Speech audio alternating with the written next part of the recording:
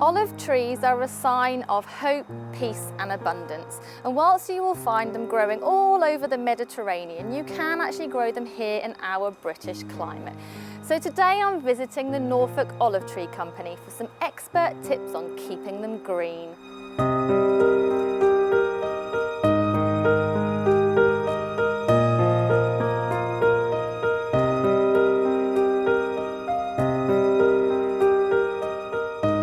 Olive trees, you kind of imagine them in the Mediterranean with lovely blue skies and glistening sea. You don't necessarily think of them here in our British climate. So have you got any tips for growing them here?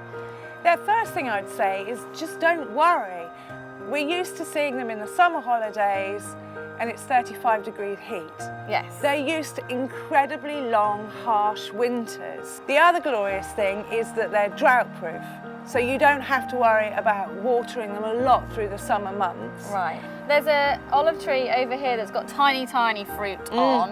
That's what mine looks like at home. Yes. So what would you recommend that I do in order to get them to fruit much better like some of your other gorgeous trees here? If you give them extra water, so you can give them up to 10 litres of water a week in the summer, and that's what helps with the plumping of the fruit.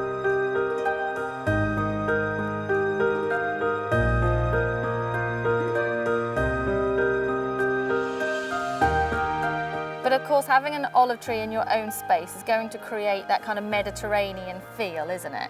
And I have this vision of a really small courtyard garden, but with a really huge olive tree in the middle of it.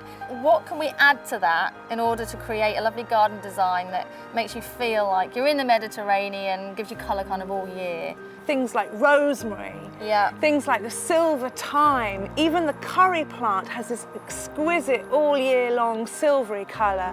Lavender, who says the Mediterranean more than lavender? Absolutely. Our trees from Valencia are very rustic, they're the old gnarly ones, and in fact that they're retired. I like to think of them as if they were racehorses.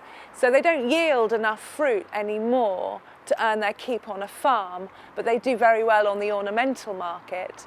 And then our other trees come from Tuscany, where they are incredibly ornate. So you've got some beautiful olive trees here, haven't you? So many different varieties and looks, and these two are completely different, although I believe they're the same variety, but they've been pruned differently. Absolutely, they're both a Lucchino olive. Okay.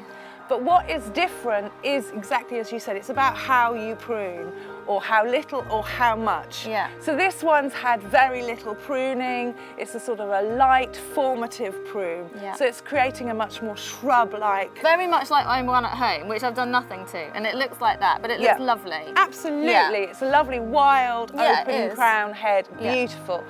This one is much more like topiary. So it's a tighter clipping. They're not fussy about how you prune them. You can prune them across the leaf. So it's a tighter prune. But what I also do suggest doing is nipping out any new growth. Okay. And by nipping out the new growth, you're just sending all the energy inwards, creating a denser head.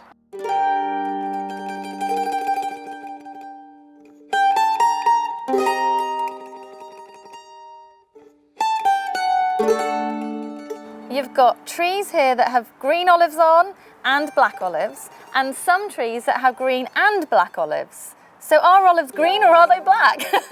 Well, the truth is, all olives are green until they're black. Okay. So it all depends what time you're going to harvest them.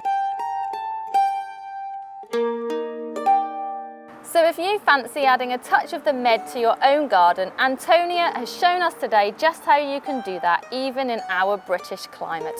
And all you'll really need to complete the experience is a little glass of vino. Chin chin. Cheers.